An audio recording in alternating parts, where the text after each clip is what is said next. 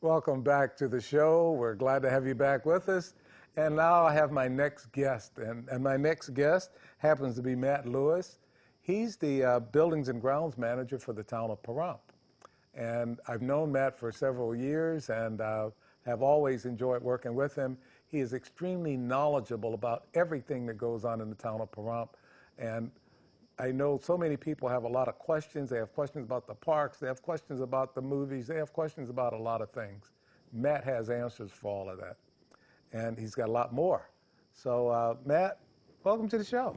Thank you, Dr. Waters. So we're glad to have you with us. And I know we've got so much that we're going to talk about. I want to cover the parks, of course.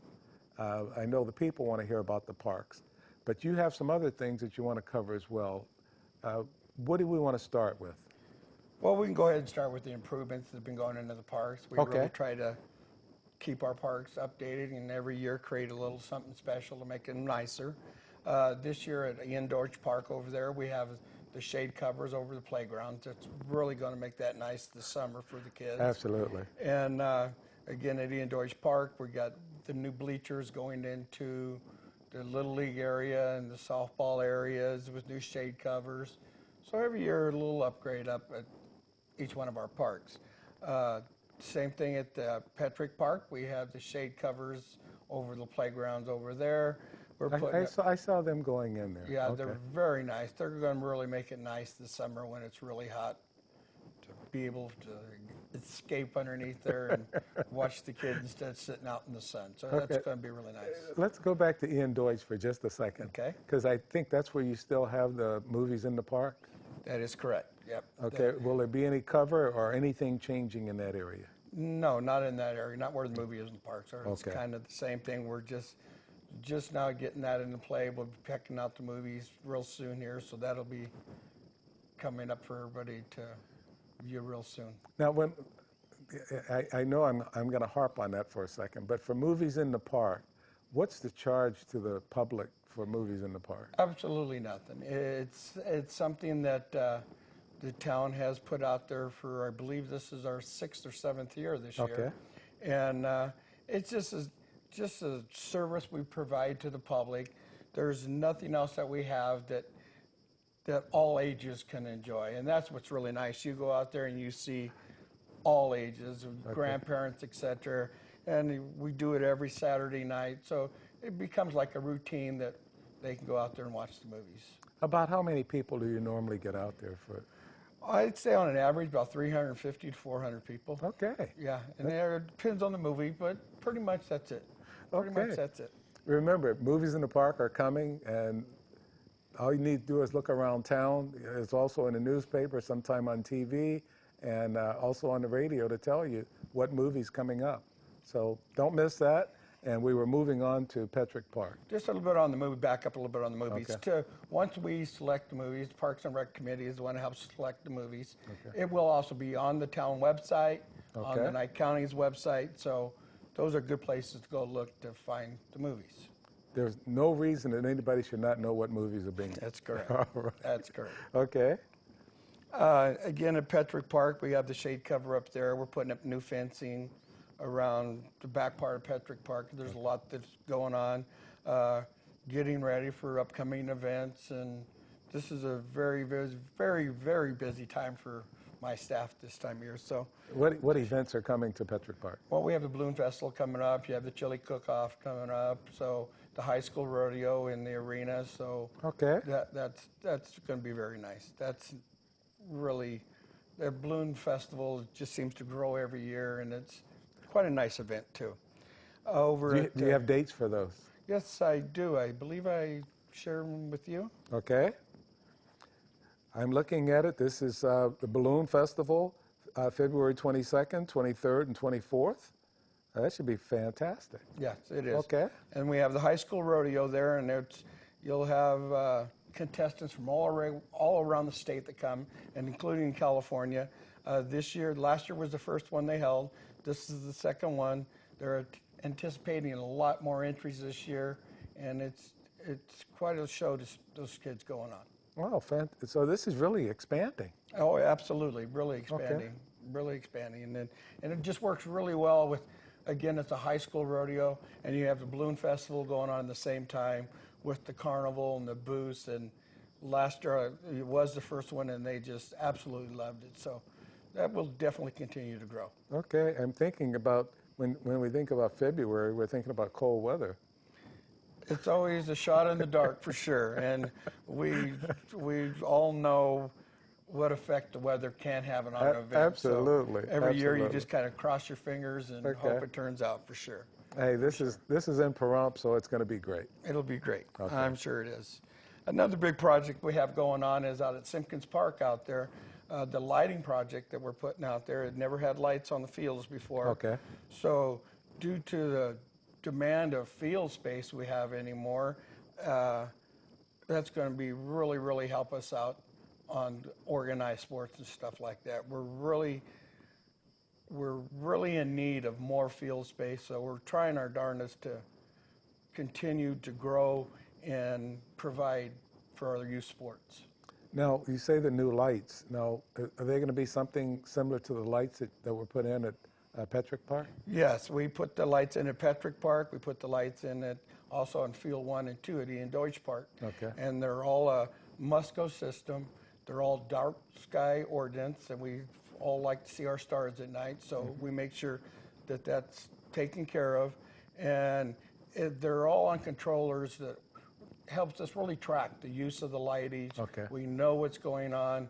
I can control them by my phone, turning them on and off. So if ever you go by and see the fields and they're lit and nobody's on it, please call me and we'll turn them off. So I love the eyes and ears out there of the public to help us control this stuff. Okay, and that's why you give your number so that people can call you. Absolutely. And then you can, Absolutely. if the lights are on, you can just turn them on or off with your phone. Correct. And pretty much 24/7, you call that phone number, you'll get a response. So I try my best for sure.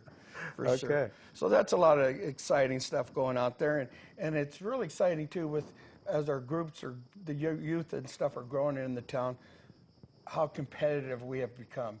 That we have in the last about 3-4 years different traveling or club teams that are going on now with baseball and soccer. Soccer went to California, took first place there. Baseball, Little League this year went to Reno, Nevada to the finals. So it's quite a change from years ago. Yes. We're actually really competitive out there. So that makes a huge difference. Makes a huge difference. Now, you know, we hear over and over, there's nothing for our young people to do.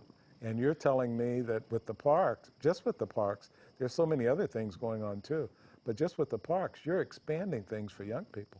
We're definitely trying. There's a lot of groups out there too that try to put on things for the different youth groups and stuff, and we try our best to provide stuff out here for the kids. That's what the big deal is, like the movies in the park. It's just something to look forward to during the winter. During the summertime when those kids are off. So it's really well. And Kellogg Park, Phase 1, it went out this week for the Phase 1, the rough grading. That's another park that we're trying to move forward and develop. It'll have pickleball courts and a walking trail, so that's going to be exciting. It's been a kind of struggle getting it going, but we're still moving forward on it. I was asked just this past week, when are we going to see something at Kellogg Park? So do we have a time frame for that yet? Like I say, we're going out to bid this week for Phase 1. It will take a few months to get it completed, just the Phase 1 part, but we're taking a little different angle at it this time. We went out to bid, and what happened there is the bid just came in too high, so now we've created a project manager in-house. So that's really going to help us break this project up and carry it through to the end. Oh, that sounds great. For all those people that are interested in something happening at Kellogg Park, this is an update. And of course, you can stay in touch with Matt to find out more about what's going on. Absolutely. Okay. Absolutely. The other thing that we're working on that, it's people don't see, but there's a lot of attention going to the fairgrounds again. Okay. We just we're working on the drainage study all the fairgrounds is 427 acres. Yes. That's quite an impact to hold on. We're well testing, we're getting the water rights moved, so we're trying to move forward there at the fairgrounds also too. So Okay. that's something that be very important to our community. I agree completely on that. Okay. I guess the other things we're still working on is the skate park. We're trying to get some lighting at the skate park, get that moving forward there. I thought you had lighting. No, the skate park does not have lighting. Oh, We're trying to okay. get lighting over there. We're going to put a volleyball court too at ID Park for the picnic areas and that type of thing there too. Oh, okay. Lighting for the skate park. Any idea of when that can happen? That one's a little more difficult to tell. Being a skate park like that, the lighting has to be designed because you can't create any kind of shadows or anything like that Right. without, diving into those concrete. True. Okay. So you can't create any shadows. So it's a little costly, but we're working forward on that too. So, Okay. and we're getting already involved with opening up the town pool. We're going out for lifeguard applications right now. It's in the paper and on our website for pool manager and lifeguards. Okay. And I think that's a great opportunity for kids for during the summertime. It's, Outstanding. And we always talk about it, and we hate for the pool even end up closing when kids are going back to school or college, because that's when we're losing our lifeguard and our manager. it's made it really difficult now with the school starting, at the beginning in August, and Right. even Vegas is suffering with the same issues that we're losing our lifeguards and beginning in August, and we always try to keep it open till the first week in September is always our goal, but it's difficult, definitely difficult. When with so much going on from Balloon Festival, and you talk about all the different things happening in the park, and that's why I wanted Matt to come in to just give us an update. But there's so many other things going on that we're going to be talking about, and we'll be talking about them in the next session as well. But I wanted to make sure that we covered that. Now, with Matt's phone number and contacting Matt about any questions you might have, that's why I want you to make sure that you write down your questions. Be sure to call Matt and ask him, and come back and join us for the next session.